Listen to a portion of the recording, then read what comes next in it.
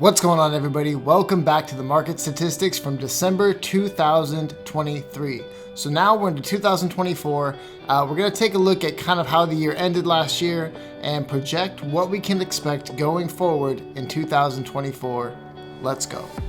Average sale price dropped in December to $377,414 in Tulare County. Now that's still up 6% year over year, and as we take a look at this graph, you're going to see how home values have climbed and stabilized over the last 3 years.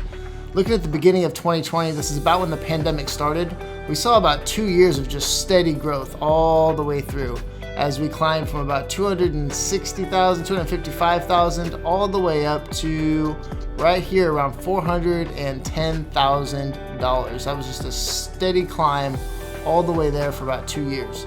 So we saw home values start to decrease after that, all the way into 2023, and then start to spike back up. We hit new all-time highs here in June. I think it was like $410,000. We've slowly been trickling down since then, but that's pretty normal for any market. If you guys are into stocks and anything like that, you're going to see jumps, you're going to see drops, you're going to see stabilization. So what we saw here was a big increase and then stabilization after that. So everybody who's talking about home values dropping off or this big fear that once inventory hits, home values are going to tank, honestly, I don't see it, because we've got buyer interest there, and we're going to see that in later graphs. We just don't have the inventory right now to support them. We don't have the number of homes on the market to appease the buyers who are looking. And unless we get more homes on the market that are going to tempt other sellers to put their homes on the market, we're going to continue to have these inventory problems. Heading into 2024 also, rates are expected to decline. There's a lot of buyers who are kind of waiting on the fence, hoping that these news reports of these coming rate declines are going to come true or come to fruition. Honestly, I don't know if that's the best idea. If it was totally up to me, if I was Jerome Powell, I think I would kind of hold firm for maybe the next year or two. But let's be honest, it's an election year, so those money printers are going to be printing. Price per square foot, $226, holding very steady throughout 2023. Again, I think all-time high here in June was $230 per square foot, but holding very, very strong here in Tulare County. Now, other areas of the country haven't been, faring as well in 2023, but Tulare County is holding strong. We've got some unique properties here. We've talked about that in other videos.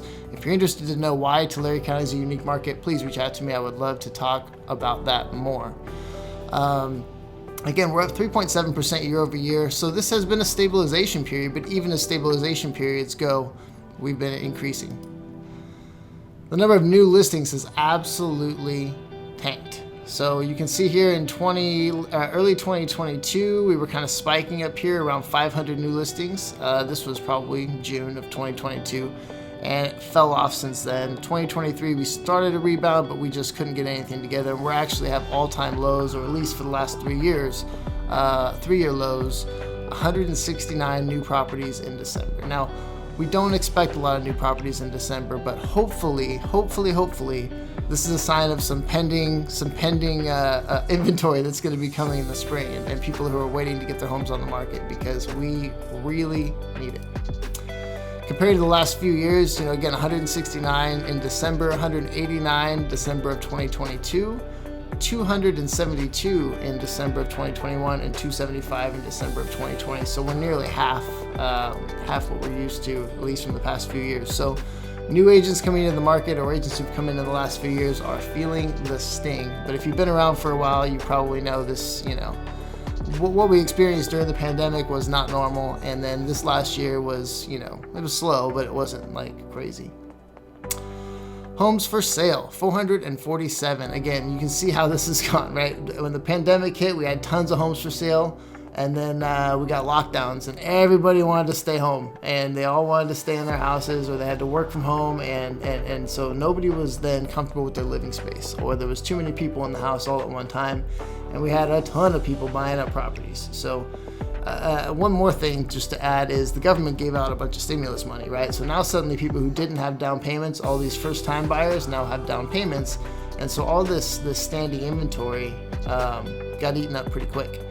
and we've slowly seen it try to rebound heading into 2022, but it's just been declining because as rates climbed, as rates have gotten to a certain level, I think by 6-7% toward the end of 2022, it was really hard to convince a seller to sell. You know what I mean? Even if you wanted to move, if you wanted to get a bigger house, you don't want to give up your 3 or 4 or 5% interest rate to go buy something at 7 or 8%. So a lot of people are on the fence. They're just waiting for interest rates to come down, and when that happens, I think you're going to see the floodgates open and we're going to see inventory start to climb. If you want to get ahead of that, if you're thinking about selling your home, you've got a really, really competitive market right now if you want to make a move on something. But again, you've got to be able to find something that you want to move into, and that's tough when inventory is so low. The number of pending sales in December actually rebounded a little bit up to 194. Again, this is showing that buyer activity is there. You know, people are ready to purchase homes. Rent has gotten so unaffordable that you might as well buy a home if you can. And I think it's going to push more people into the spring, more people to buy. So you're going to start seeing tax returns coming in and things like that. And again, if the Fed starts doing funny stuff with stimulus money or anything like that because it's an election year, we could see crazy things happen in the market. Just comparing pending sales to the last few years, we're a little bit higher than we were actually in late 2022, but quite a bit lower than we were the previous 2 years. But again, these years, the pandemic years, are an anomaly. These years are kind of a low anomaly. Somewhere in the middle is probably what we could expect on a typical year-to-year basis. Number of closed sales, 188, also rebounded a little bit, but still, incredibly low compared to what we're used to. Again, the number of closed sales, 188 in December, 243 in December of 2022, 327 in 2021, and 379 in December of 2020. So you can just see a steady decline over the last few years. Days on market, we spiked up again. We're up to 21 days on market. But again, when inventory is so low, it's a weird metric, you know what I mean? Because you've only got a handful of buyers in the market, you've only got a handful of properties, and it's like either they love the property or they don't. And so things are either sitting for a long time or they're going to sell pretty quick. So it's a tough metric to look at right now, especially. Months of inventory dropped off again. This is one of my favorite metrics because when you're looking at whether it's a buyer's market or a seller's market, a lot of people, you'll talk about months of inventory. And 5-6 months of inventory is kind of like that middle point of the scale. So when you're below 6 months of inventory, you're talking about a seller's market. And if you're above 5 or 6 months of inventory, you're typically talking about a buyer's market where the buyer has more negotiating power. So when you look at things right now, while sale price isn't spiking still, you can see that the negotiating power is still strongly on the seller side for a home that's priced appropriately.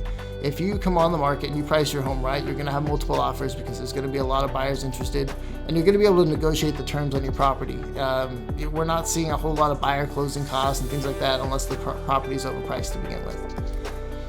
So in summary, average sale price has bounced up and down between $375,000 and $410,000 since April after 3 years of steady increases. So again, this was probably the all-time highs there in April, May, June-ish. And we're down closer to the 375 marker here, but again, it's December, so I'm expecting things to rebound going forward, January, February, March, and we're going to be heading right back up to the 400,000 plus mark. Price per square foot is holding strong at $226 per square foot in December, though it's still below the previously recorded all-time high of $230, which we recorded in June. So as weak as people will tell you that the market has been in 2023, it's really not showing up in Tulare County's numbers. New listings hit a 3-year low with only 169 new Tulare County properties hitting the market in December. Again, this is a huge problem, but as we've mentioned, there are definitely some factors that are contributing to this, including people waiting for the interest rate to drop so that they can purchase the property that they're looking at a more reasonable rate. Pending sales rebounded slightly as closed sales remain low in December. Now, December, again, as we mentioned, is typically the slowest month, but 2023 has been slow as a whole. Total inventory fell back to 2 months of inventory in December, and again, this is the biggest concern in my mind in the real estate market as we go into 2024. I think buyer activity is there. I think the sellers want to sell, they just don't feel like they can yet. So either we've got to, convince people that it's worth moving on the price now and then refinancing later, or we're just gonna have to get rates to come down and get people moving. We're gonna see what 2024 has to hold. Again, it's an election year, so I guarantee you it will be interesting, and we're going to be here every month to give you updates throughout. So thank you again for watching. My name is David Haun. Take care, have a good one. Are you having a hard time selling your property or just stressed for time to do it?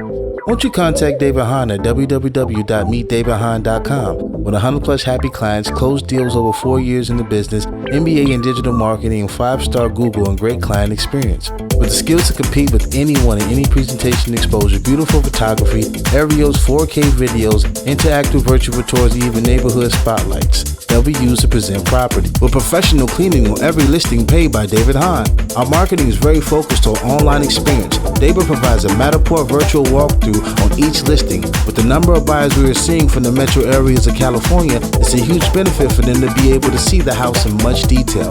Everything is placed on a landing page. That's the hub of all the social media posts, paid ads, circle calls, emails, and text codes that's on the side, which enables David to help you capture leads without any contact. With paid social media ads, David Haun can target anyone who has been on Zillow, Realtor.com, Homes.com within the last 90 days. With everything I can provide, be assured that 10,000 plus active local buyers see your property within the first week.